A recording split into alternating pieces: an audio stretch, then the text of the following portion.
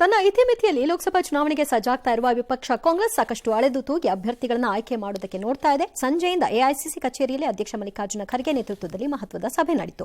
ಕಾಂಗ್ರೆಸ್ ಪಾಲಿಗೆ ಕಗ್ಗಂಟಾಗಿರುವಂತಹ ಕೋಲಾರ ಸೇರಿ ಕರ್ನಾಟಕದ 4 ಸ್ಥಾನಗಳಿಗೆ ಯಾರನ್ನ ಕಣಕ್ಕಿಳಿಸೋದು ಅನ್ನೋದರ ಬಗ್ಗೆ ಚರ್ಚೆಯಾಗಿದೆ. ಇಂದಿನ ಸಭೆಯಲ್ಲಿ ಚಿಕ್ಕಬಳ್ಳಾಪುರ, ಬಳ್ಳಾರಿ ಮತ್ತು ಚಾಮರಾಜನಗರದ ಅಭ್ಯರ್ಥಿಗಳ ಪಟ್ಟಿಯನ್ನು ಆಖೈರು ಮಾಡಬಹುದು. ಆದರೆ ಈ ಸಭೆಯಲ್ಲಿ ಕೋಲಾರದ ಬಗ್ಗೆ ನಿರ್ಣಯ ತೆಗೆದುಕೊಳ್ಳುವುದು ಅನುಮಾನ ಅಂತ ಹೇಳಲಾಗ್ತಾ ಇದೆ. ಮತ್ತೊಮ್ಮೆ ಕೋಲಾರ 2 ಬಣದ ನಾಯಕರ ಜೊತೆ ಸಂಧಾನ ಸಭೆ ನಡೆಸುವ ಸಂಭವ ಇದೆ. ಇನ್ನು ಚಾಮರಾಜನಗರ ಟಿಕೆಟ್ ಸುನಿಲ್ ಬೋಸ್ಗೆ ಸಿಗೋದು ಖಚಿತವಾಗಿದೆ. ಈಗಾಗಲೇ ಸ್ಥಳೀಯ ಪತ್ರಿಕೆಗಳಲ್ಲಿ ಸುನಿಲ್ ಬೋಸ್ ಕಾಂಗ್ರೆಸ್ ಅಭ್ಯರ್ಥಿಗಳ ಜಾಹೀರಾತುಗಳು ಪ್ರಕಟವಾಗಿದೆ. ಮೈಸೂರು ಜಿಲ್ಲಾ ಕಾಂಗ್ರೆಸ್ ಸಮಿತಿ ಬುಧವಾರ ಈ ಬಗ್ಗೆ ಅಧಿಕೃತ ಘೋಷಣೆಯನ್ನು ಕೂಡ ಹೊರಹಾಕಿತ್ತು. ಸಚಿವ ಮಹದೇವಪ್ಪ ಕೂಡ ಉತ್ಸಾಹದಿಂದಲೇ ಓಡಾಡ್ತಾ ಇದ್ದಾರೆ.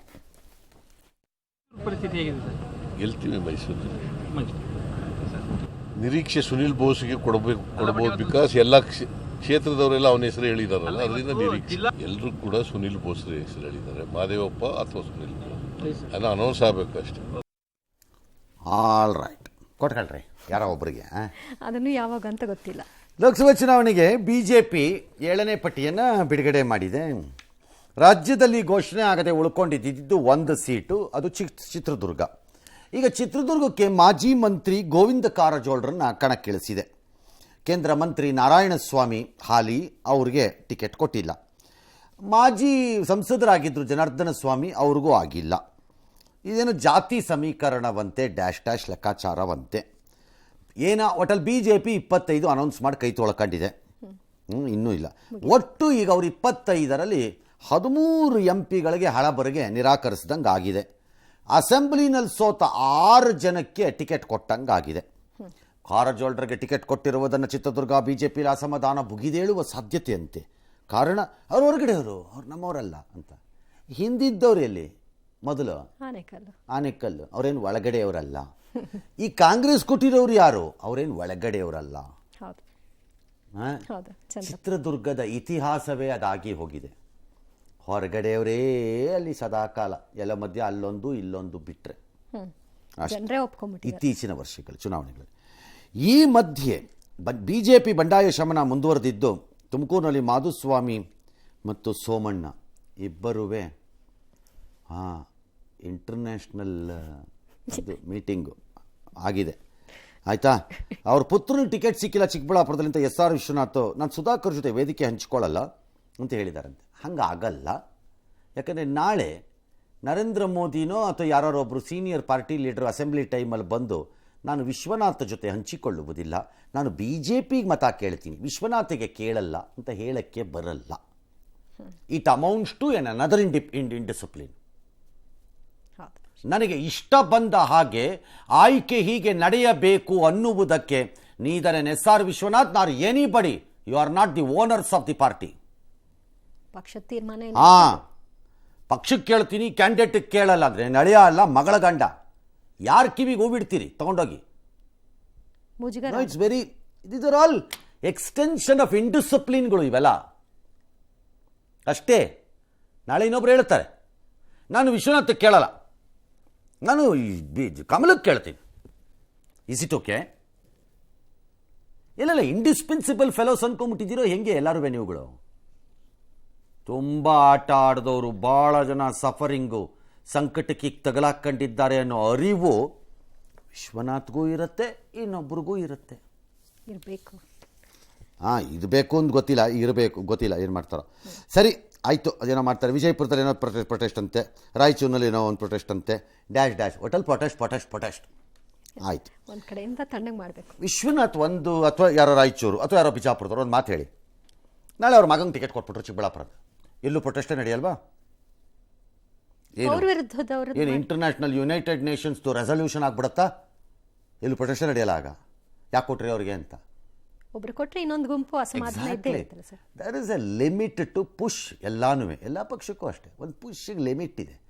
ಅದಾದಮೇಲೆ ನೀವು ಆ ಡಿಸಿಪ್ಲಿನ್ ಒಳಗೆ ಬರಲ್ಲ ಅನ್ನೋದಾದರೆ then you are unfit for a political party. ಪಕ್ಷದ ಆಯ್ಕೆಯನ್ನು ಪ್ರಶ್ನೆ ಪಕ್ಷೇತರರಾಗಲು ಲಾಯಕ್ಕು ಮತ್ತು ಯೋಗ್ಯ ಆ ತಾಕತ್ತಿದ್ದರೆ ಅದನ್ನು ಮಾಡಬೇಕು. ಇಲ್ಲವಾ ನನ್ನ ಆತ್ಮಸಾಕ್ಷಿಗೆ ತೊಂದರೆ ಆಗ್ತಾ ಇದೆ ಅಂದರೆ ಬೇರೆ ಎಲ್ಲರ ಜಾಗ ಹುಡುಕಬೇಕು. ನೆಕ್ಸ್ಟ್ ನಾನೇ ಮಂಡ್ಯ, ಹಾಸನ, ಕೋಲಾರ ಇಲ್ಲೆಲ್ಲ BJP ಅಭ್ಯರ್ಥಿ ಯಾರು ಅಂತ ಗೊತ್ತು. ಇದು ಇನ್ನೂ ವಿಚಿತ್ರ ಸ್ಟೇಜ್ ಇದು.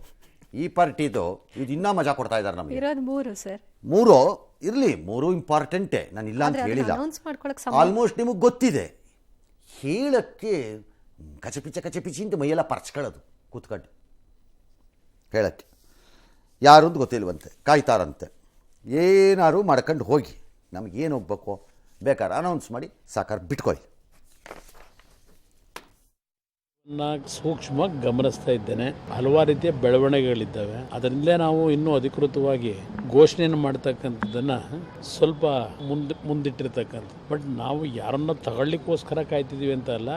ರಾಮಾಂಜನೇಯನ ಯುದ್ಧನೇ ಆಗೋಯ್ತು, ಇನ್ನು ನಾವು ಹುಲುಮಾನವರು ನಮ್ಮಲ್ಲಿ ಯುದ್ಧ ಆಗದೆ ಇರ್ತದ. ದೊಡ್ಡ ಹೊಸ ಅಭ್ಯರ್ಥಿ ಅಂದ್ರೆ ಅವರು ಹೊಸಬ ಅಲ್ವಾ, ಮಂಡ್ಯಕ್ಕೆ ಅವರ ಮಗನೇ ಸೋತರು, ಚೀಫ್ ಮಿನಿಸ್ಟರ್. ಹಾಂ, ಹುಲುಮಾನವರು ಯಾರು? ಕುಮಾರಸ್ವಾಮಿ ಅವರು, ಏ ಸುಮಲತಾ ಮತ್ತೆ ಸುಮ್ಮನಿರಪ್ಪ, ಹಂಗೆಲ್ಲ ಹೇಳ್ಬೇಡಿ. ಯಾಕೆ ಸರ್? ಮತದಾರರೊಬ್ಬರು ಮಾತ್ರ ಹುಲುಮಾನವರು ಈ ದೇಶದಲ್ಲಿ. ಮತ ಪಡೆಯುವವರೆಲ್ಲ ಸೂಪರ್ಮ್ಯಾನ್ಗಳೇ.